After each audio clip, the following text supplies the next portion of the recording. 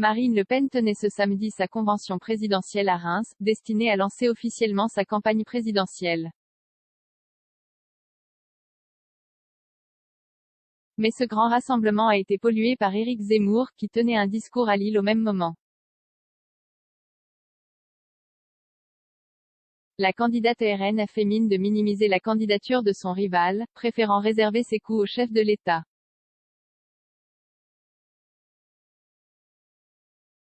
De notre envoyé spécial à Reims, dans le grand hall du parc des Expositions, Marine Le Pen peine à se frayer un chemin à travers la foule.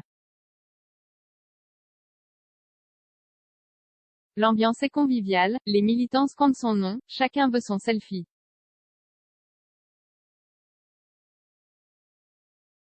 La candidate du Rassemblement national passe de longues minutes auprès des stands régionaux pour échanger avec ses soutiens.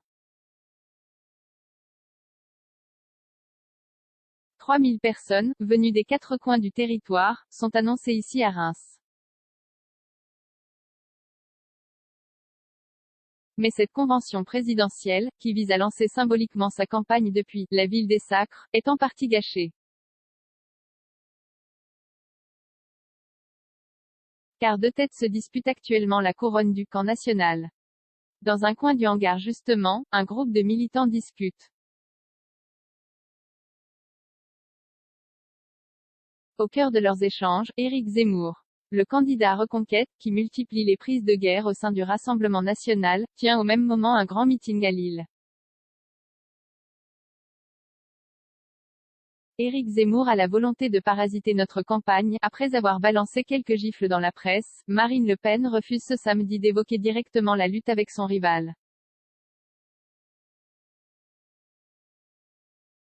Je ne rentre pas dans ce duel, dans ce jeu-là. Je mène une campagne sérieuse, je continuerai à parler du fond, résume-t-elle dans la matinée, un peu agacée, face aux journalistes. Mais elle reconnaît que la présence d'Éric Zemmour affaiblit sa candidature et l'empêche d'installer pleinement le match avec le président sortant.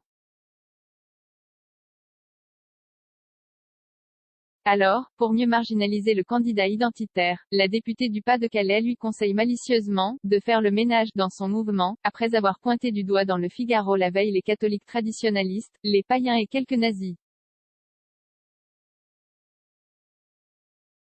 Dans la foulée, Jordan Bardella, le président du Rassemblement national, lâche ses coups avec moins de pudeur.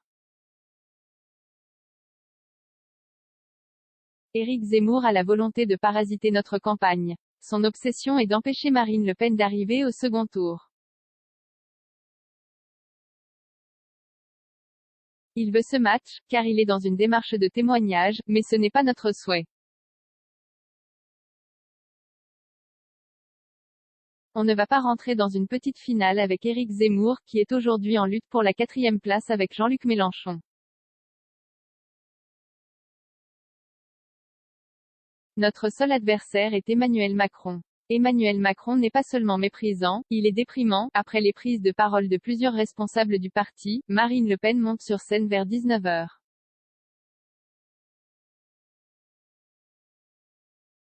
Fidèle à la stratégie du jour, elle n'a qu'une cible en tête, le chef de l'État.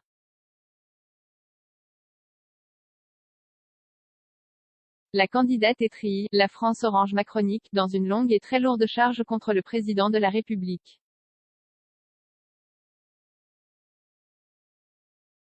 Ce prétendu Mozart de la finance qui n'a réussi à composer qu'une symphonie dramatique, laissant une dette augmentée de 600 milliards d'euros.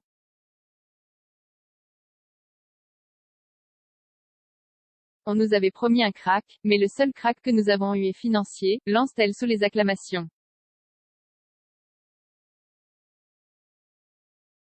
Tout semble le porter à un saccage méthodique de ce qui fait la France. Ce quinquennat est un immense chaos, qui laisse une France polytraumatisée, poursuit-elle. Le macronisme est la synthèse terrible du cynisme et de l'injustice. C'est une machine à broyer les espoirs sous couvert de progressisme. Emmanuel Macron n'est pas seulement méprisant, il est déprimant. À aucun moment, la candidate ne cite Éric Zemmour. La priorité est ailleurs, étrier le président et mettre en avant ses propositions pour le remplacer en avril prochain.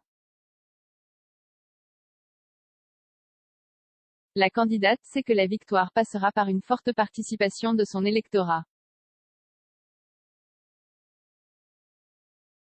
Un peu plus tôt, Marine Le Pen inaugurait une dizaine de bus à son effigie.